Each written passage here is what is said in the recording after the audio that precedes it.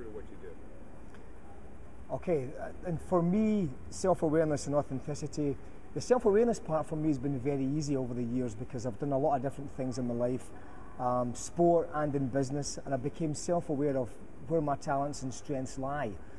The real problem for me has been authentic to the self-awareness.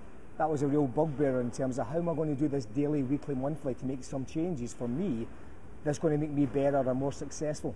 So in terms of what I did in the physical plane for my self-awareness is, I do a lot of martial arts.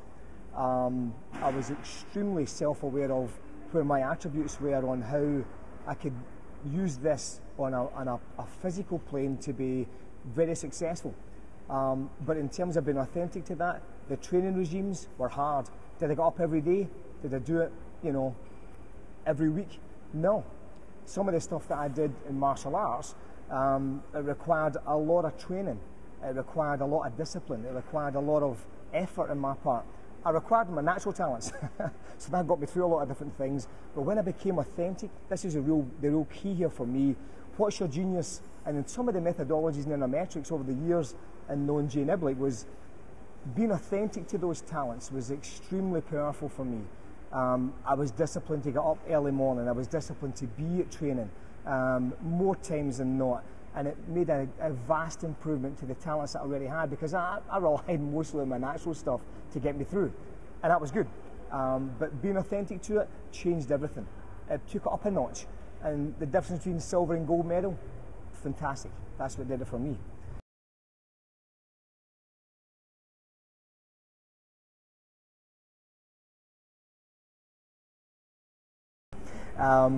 In business, Jay, it was a lot of similarities with regards to what I did in the physical world, where I was using a lot of natural talents, putting that, being authentic to that. In the business world, my time management sucked. I mean, I was totally away in terms of making meetings on time, getting there, preparation before meetings, and follow up and follow through and after meetings.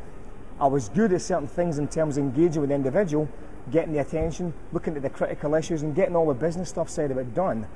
But the follow through, or being in time for certain things, or preparing good things in business, I was not being authentic to a lot of the things that I do naturally. On a verbal scale, I needed to follow up and follow through more on a planning and preparation scale, more on a systemic value in terms of where I go forward and make that work for me.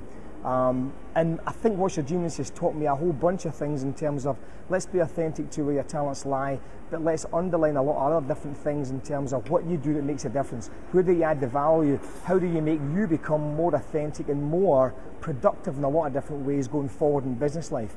It's helped me tremendously over the past few years in getting bigger contracts, bigger engagements, looking at people who, their differences in them individually as well as organisationally has been very powerful for us and very powerful for me, and it's a great satisfaction for me to see that physically because of the things that I've done on a business sense and on a physical plane with regards to making a difference.